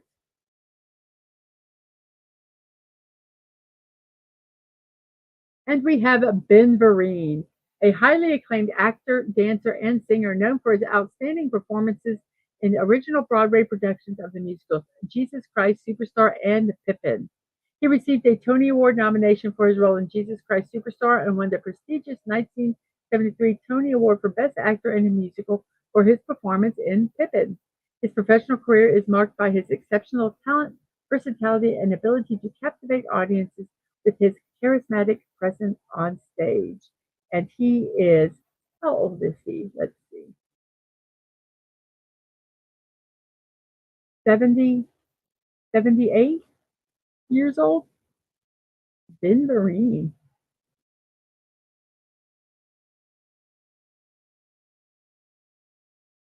And we have a Peter Coyote, 83 years old, an American actor, director, screenwriter, author, and narrator, known for his work in films like E.T., The Extraterrestrial, Cross Creek, and Aaron Brockovich. His distinctive voice has been featured in various projects, including the 2002 Winter Olympics opening ceremony and the PBS series The Pacific Century. His accomplishments include winning an Emmy for narrating The Pacific Century and another Primetime Emmy Award for outstanding narrator for The Roosevelts, an intimate history. Additionally, he played a significant role in the anarchist improv group The Diggers during the 1960s counterculture movement.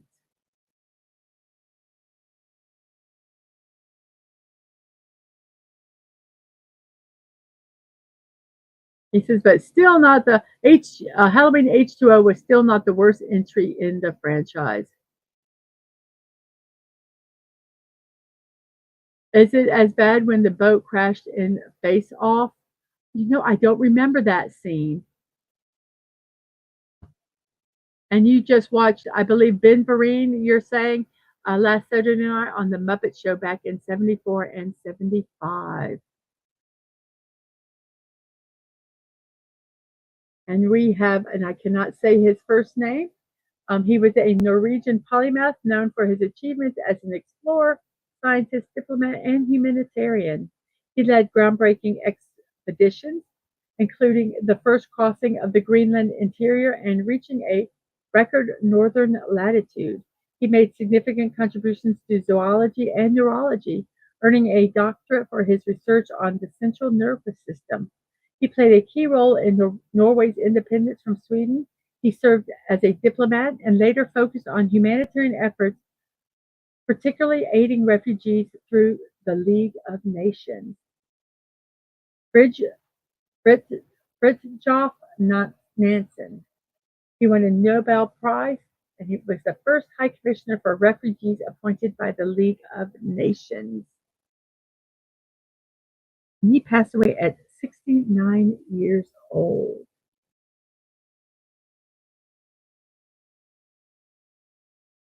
And our next person here is Ed Wood. Now, I'm going to go over to Wikipedia for him. Ed Wood was an American filmmaker, actor, and pulp novelist. He directed several low-budget science fiction, crime, and horror films that later became cult classics, notably Glenn or Glinda, Jailbait, Bride of the Monster, Plan 9 from Outer Space, and Night of the Ghouls. In the 60s and 70s, he moves towards sexploitation and key films such as The Signature Urge and others. He wrote over 80 lurid pulp crime and other novels. You can read it there if you want to. So he is known for his campy aesthetic, technical airs, and unsophisticated special effects. He used a poorly matched stock footage, eccentric cast, idiosyncratic stories, and non sequitur dialogue. His films remained largely obscure until he was posthumously awarded a Golden Turkey Award for Worst Director of All Time in 1980. So Ed Wood passed away at 54 years old.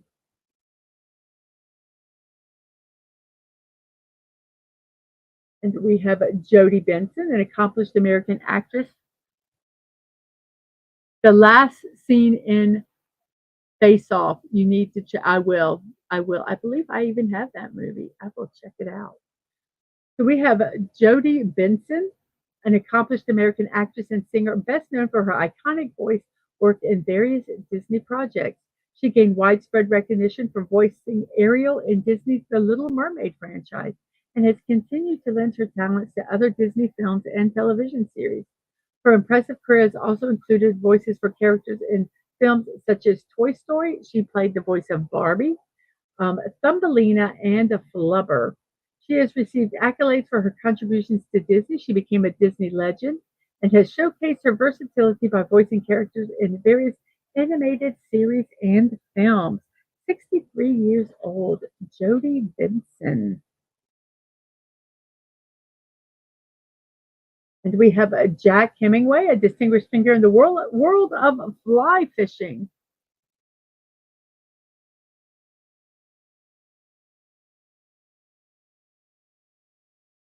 He is known for his expertise as a fly fisherman, conservation efforts, and contributions to literature. He followed in the footsteps of his well-known father, Ernest Hemingway, and established himself as a respected writer in his own right. His dedication to conservation and environmental causes was evident throughout his career, making a lasting impact on the preservation of natural habitats. His legacy continues to inspire those passionate about fishing and environmental stewardship. And he passed away at 77 years old.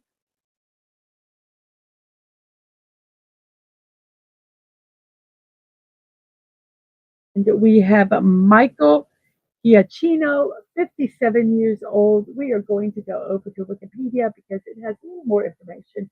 He's an American composer of music and film, television, and video games.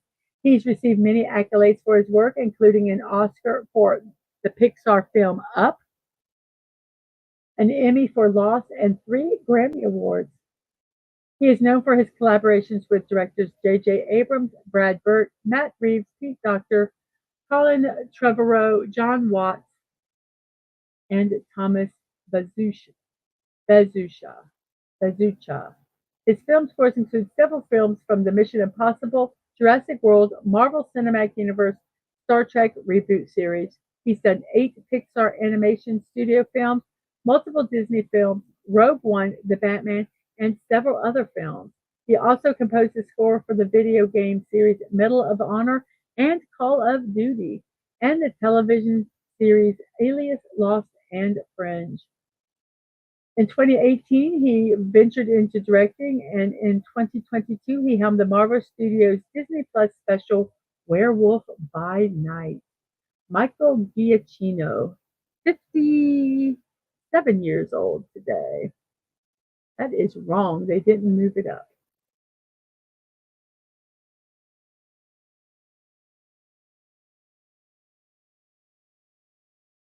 Uh, yes. So today, Helen Hayes, one of the best, and Ed Wood, one of the worst, born on the same day, showing people can go either way. LOL. Yes. And squirrel. Yes. Up. Up. Yes. Up is one of my favorite movies. I actually have a lounge fly bag that is from the Up series. I absolutely love that movie.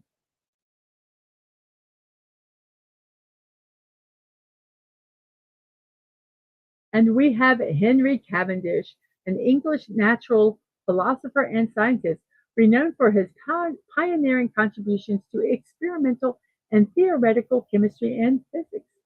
He is credited with the discovery of hydrogen, detailed descriptions of its property, and extensive research on atmospheric air, various gases, water synthesis, electrical attraction, heat theory, and earth density. His meticulous research techniques and the very famous Cavendish experiment, which measured Earth's density and gravitational constant, have left a significant and enduring mark on the realms of chemistry and physics. Up is awesome, so funny, but so sad. The very beginning, when not one word is spoken, it's just to me so moving. There are people that I guess there's some people that are in the field that are animators or whatever that don't necessarily really like Up. They think it's trite and whatever, but I love the movie. I love it. It's one of my favorites.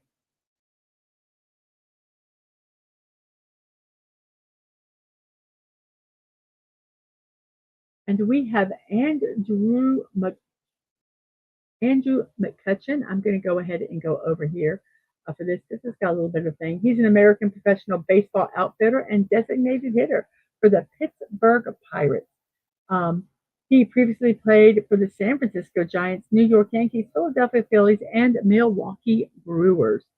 Um, the Pirates selected McCutcheon in the first round of the 2005 Major League Baseball draft, and he made his debut in 2009.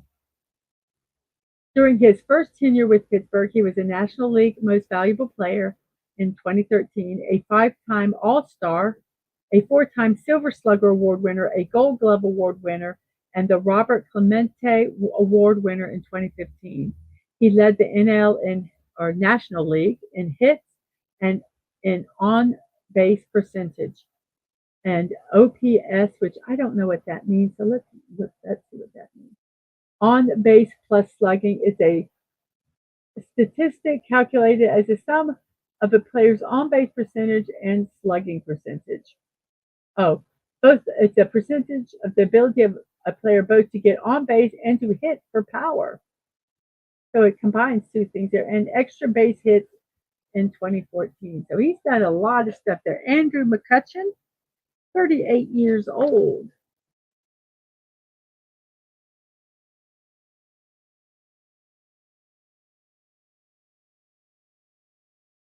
We have Tony Khan, an American businessman, promoter, and sports executive with a diverse portfolio in American football, professional wrestling, and association football. He is best known as the founder and co-owner of All Elite Wrestling, where he serves in multiple key roles, including president, chief executive, general manager, executive producer, and head of creativity. Okay, it just control freak. Additionally, Khan holds executive positions in various other organizations, such as the Jacksonville Jaguars. I believe he is the son of the owner and Fulham. He is also involved in business ventures like True Media Networks, Activist Artist Management, and Ring of Honor. Tony Khan, 42 years old. And we have James Clavell. I'm going to go over here to Wikipedia because I like it better.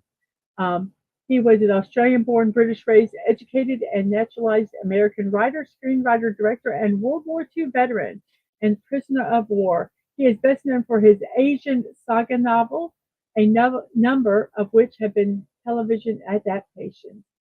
He also wrote screenplays for as those for The Fly in 1958, which is based on a short story by George Lagalin, and The Great Escape in 1963, based on the personal account of Peter Brickell. He directed the popular 1967 film To Sherwood Love, for which he also wrote the script. James Clavell passed away at the age of 72.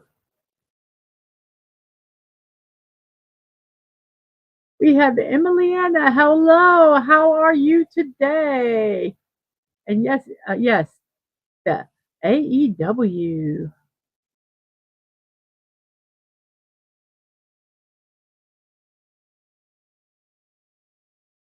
We have Louis Cyr, a renowned French-Canadian strongman. He achieved legendary status in the late 19th and early 20th century.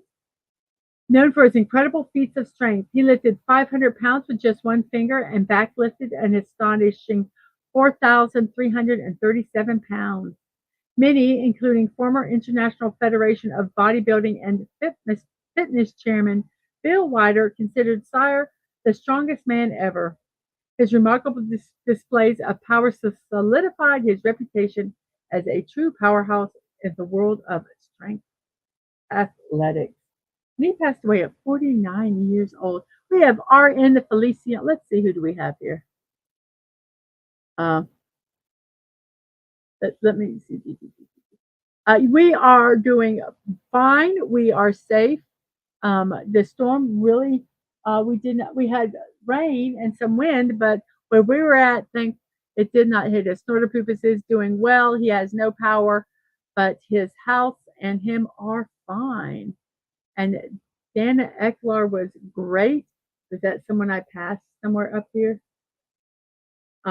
Yes. He was an accomplished American television and film character actor. He portrayed Sheriff George Patterson in Dark Shadows and played Peter Thornton in the MacGyver series. So he initially appeared in the pilot episode as a different character, and then he took on the role of Thornton during the regular show. So Dana Eklar. And hello, Terry Rose. How are you doing today? I hope you are doing well. And we have Raymond Feliciano, KDTV. Hello. How are you doing? And Dadman said he is on the phone with Snorterpoopus. He is doing good. And everyone have a wonderful day. Yes, my show is going to be late. I try to get done by noon, but it's not going to happen today. I'll do my best. So let's see, who else do we have here? Who's our next person here? I just kind of slowly zip through these so you can see the names, but I can't go through all of them. We have Gail Alverstein, also known as the Candy Bomber. He passed away at 101 years old. He was a distinguished senior officer and command pilot in the United States Air Force. He gained widespread recognition during the Berlin airlift for his initiative Operation Little Vigils, where he dropped candy to German children to boost morale in Berlin. Throughout his remarkable career, he continued his advocacy and candy drops in various countries, while also playing significant roles in spacecraft development and airport command. With over 8,000 flying hours under his belt, he retired from the Air Force and later served as Assistant Dean of Student Life at Brigham Young University. Gail Haverston, 101 years old. And as Atwood said, glad to see all these people here today. Hit that like button, y'all. Yes, and let's check on and vote in the poll. Let's see how our poll is doing. We have, I like this type of porridge best. Oatmeal is number one with congee and Valentia in second with 17 votes. No, I did not put it on the Threadosphere because I forgot to do it totally. So let's kind of zip through quite a few of these. We're just going to look at their names as I go to get to the next one.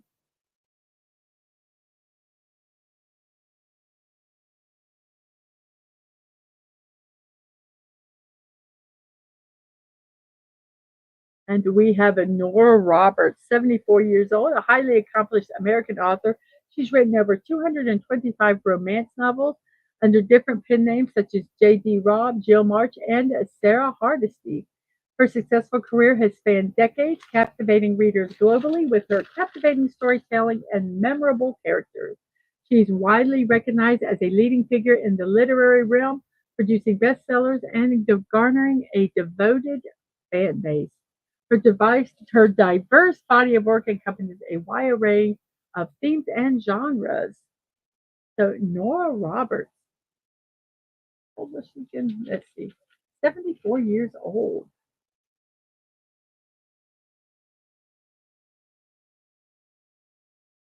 We have Claire Hollingworth, was an innovative English journalist and author. She passed away at 105 years old. She is celebrated for her groundbreaking achievements as a war correspondent.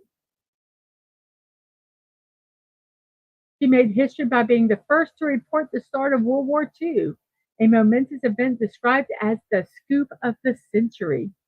Her career was marked by remarkable bravery and persistence as she delivered crucial news reports from very numerous war zones. In honor of her exceptional contributions to journalism, she was awarded the prestigious Order of the British Empire for her outstanding service in the field. Claire Hollingworth,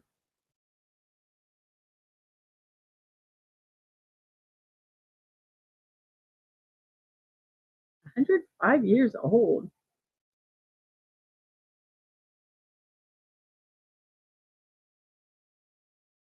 We have Evgeny Kissin, a renowned concert pianist and composer, known for his wide repertoire and exceptional interpretations of Romantic era works, particularly by composers like Schubert, Chopin, sorry, Schumann, Liszt, Brahms, Rachmaninoff, Mussorgsky, and Beethoven.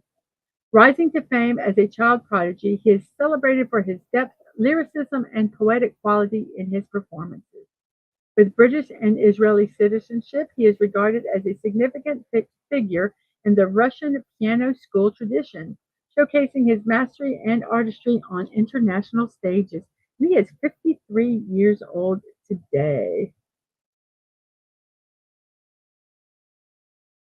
We have Lưu Duc Tho, a Vietnam revolutionary general, diplomat, and politician. He played a significant role in the Vietnam War and was a key negotiator in the Paris Peace Accords. He was involved in high-level discussions with United States Secretary of State Henry Kissinger to reach a peace agreement between North Vietnam and the United States. As a skilled diplomat, he worked tirelessly toward achieving peace and was recognized for his efforts when he became the first Asian to be awarded the Nobel Peace Prize in 1973, which he declined.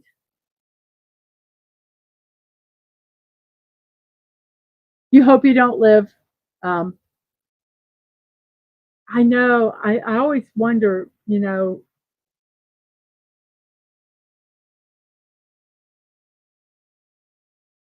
we're just kind of zipping through some of these because I can't read them all and I don't want to.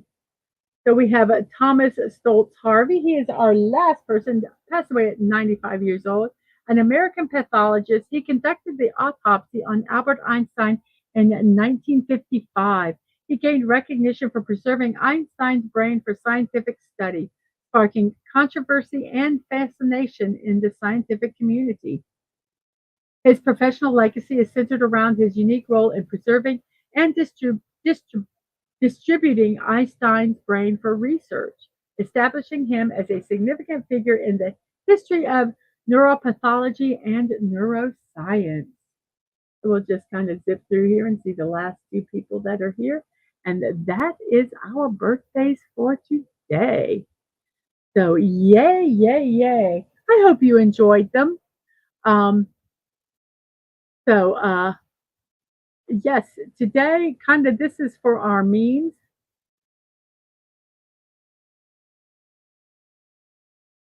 So today is National Angel Food Cake Day.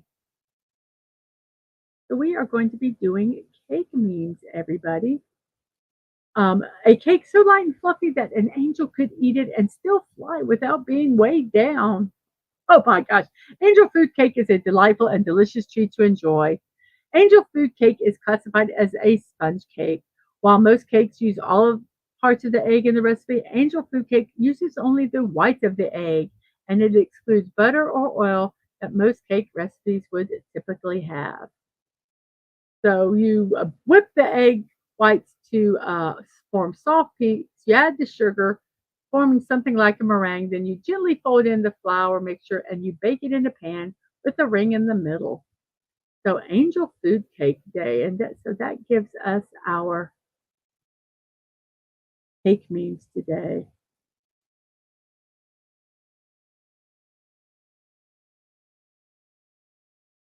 Oh, Ethel Kennedy passed away today.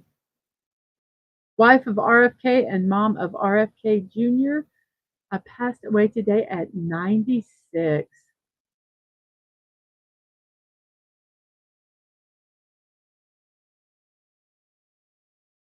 So here are our memes for today. Cake Day? Who's making this cake day? Do I have to eat cake all day? Can I eat cake all day? Oh, yes. Any kind of cake day. Yum.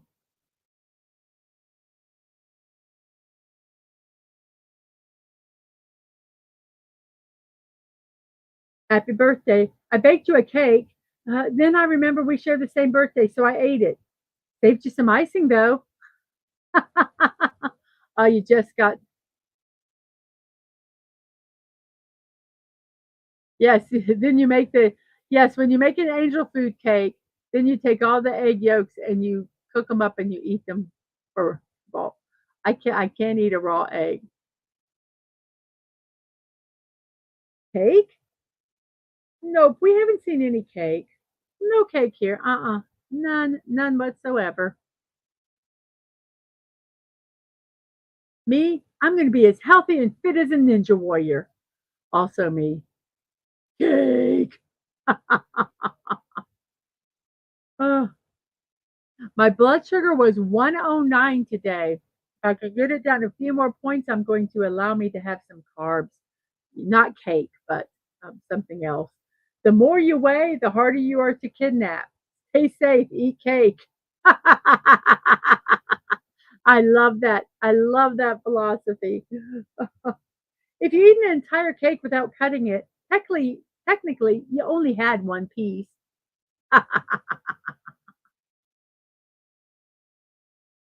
I sell frosting for money. I'm a prostitute.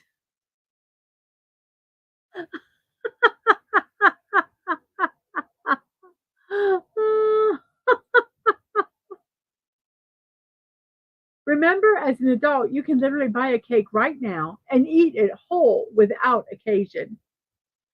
Yes. I don't need no justification. Yes, I'm doing the words wrong. Birthdays are good for your health. Studies show that people who have more birthdays live longer.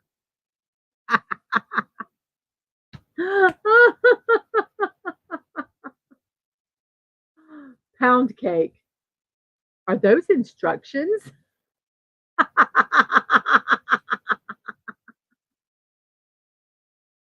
I don't always eat cake for breakfast, but when I do it the day after I resolve to eat healthier. I'm just getting rid of all the bad food first. Yes.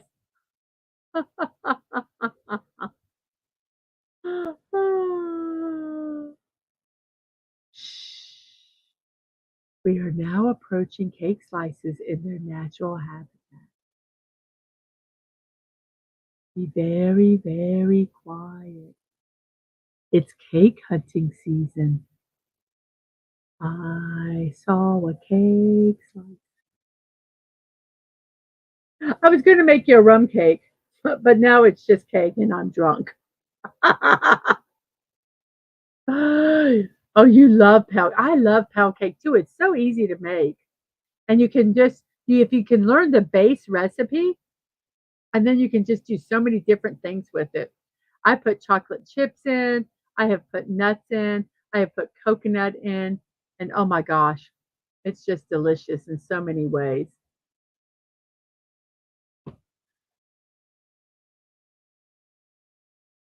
Me, gonna cut me a nice little slice. Yeah, yeah, yeah, yeah. You thought I was gonna take that small little slice? No way. If you see something, set it free. Or in the case of cake, eat it until it's all gone.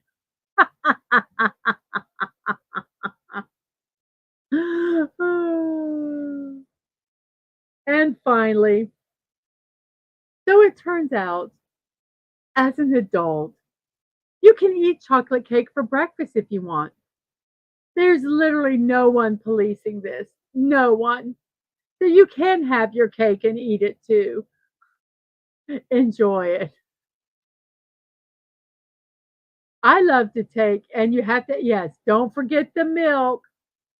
Don't forget the milk. Exactly. That makes it healthy when you drink the milk. Oh my goodness. So, everybody, thank you so much for watching the show today. I'm going to go ahead and close out our poll with 17 votes. We have, I like this type of porridge best. Um, Oatmeal came in first. Kanji and Polentina came in second. And Kasha came in third. Let me go ahead and find something here real quick so that I'm going to share this. So, thank you guys all for watching today. And let me go ahead and do some of my promotions here so you kind of know what's going on and if you'd like to support me and all that kind of stuff. Tonight at 5 p.m., I'm going to be puttering around with Lego Fortnite. Basically, that is what I do. I putter around and we just kind of chat and I build things. If I have some guests come in, I do. Sometimes I do, sometimes I don't. But that's tonight at 5 p.m. With me building stuff in my Lego Fortnite. Also, I have did not do the Peregrine Fountain last Tuesday. I canceled it because we were kind of getting ready for this little hurricane that was supposed to come through. So I have changed my Peregrine Fountain, Falcon, which will now be next Tuesday at 1 p.m. I have impromptu build streams blocking out the boredom. I'm bored, so let's build something. You can follow me on Twix, Discord, and Threads to find out when I do those builds. Curtis says, thanks for the stream. You are welcome. And Havoc says, may chaos break the rules that bind my friends. So thank you, Havoc, for that. And after that, we have a Morning Musings with Mrs.DadmanWalking, your daily dose of positivity, Monday through Friday at 10 a.m. As you see, we are doing this now. We have puzzles, birthday celebrations, and memes. So we'll do the show tomorrow at 10 a.m. So I hope to see you again. You can support me in a couple ways. You can buy me a cup of coffee at coffee.com, or you can check out my creator wish list on throne.com.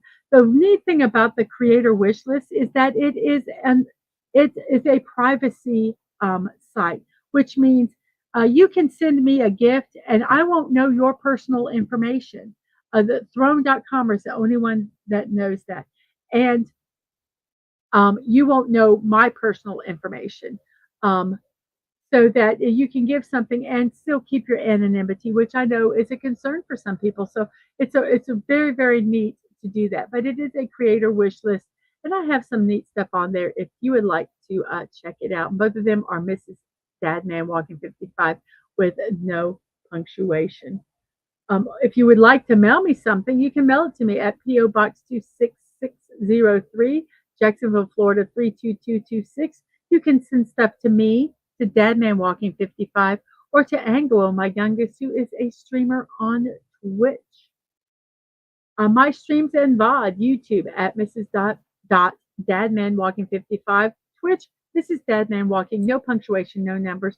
My social media, Twix at MDadmanWalking, Threads at Mrs.DadmanWalking55, no punctuation, and Discord, Mrs. Dadman Walking. If you'd like to be part of my Discord server, you can go over there, do a friend request. I will accept that friend request, and then I will invite you to my server. So fairly simple. And that would end the show with whoops. May chaos break the rules that bind my friends. And a name we cannot pronounce says adios. And Terry Rose is LLAP. What does LLAP stand for? It's probably something very simple, but I don't know. What does it stand for? I got to look it up.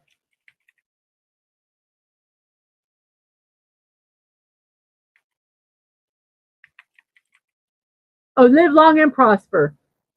I got it. Live long and prosper. I figured it out before. Yes, it means live long and prosper. So thank you all very much for that. Now, if you would like to go over and support Sci-Fi Mombi, let me get that link and the